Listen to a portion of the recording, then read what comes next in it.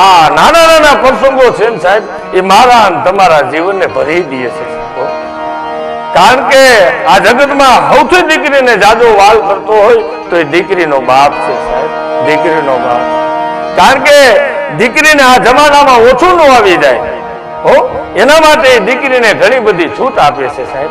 ઈ બાપ આ જમાના હેરે પોતાની દીકરી હાલી હગે એટલે કિંમતીમાં કિંમતી મોબાઈલ પણ લઈ દે છે.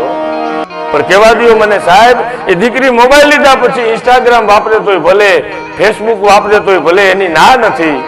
પણ અમુક આવારા તત્વો માગેલા કપડા હોય, માગેલી ગાડી હોય અને પોતાના એડિટિંગ કરેલા ફોટા મેલી અને દીકરીને જે જાળમાં ફસાવે છે ને સાહેબ, આહા, ઈ પ્રેમ જાળમાં દીકરી ફસાઈ છે ને, એ દીકરીને પોતાના બાપ પાસે બેન પૂછવું જોઈએ, બાપુ, એ બાપુ, આ સમાજમાં તમને પ્રતિષ્ઠા મેળવતા કેટલા વર્ષ થયા બાપુ, કેટલા વર્ષ છે?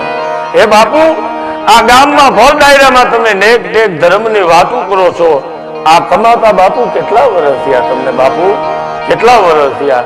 સાહેબ, એ જ બાપ જયારે બજારમાં ઊંચું જોઈને હાલ્યો જાય છે, એ બાપને પૂછજો, બાપુ તમારે હેઠું નથી જોવું પડતું, એ કમાતા તમને કેટલા વર્ષ થયા બાપુ?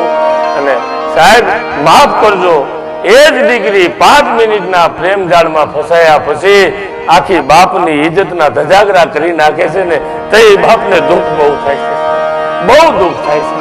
અને સાહેબ, મૂછે જે બાપ તા દેતો હોય, એ બાપની મૂછને કોઈ દી હેઠા ન પડવા દેતા સાહેબ.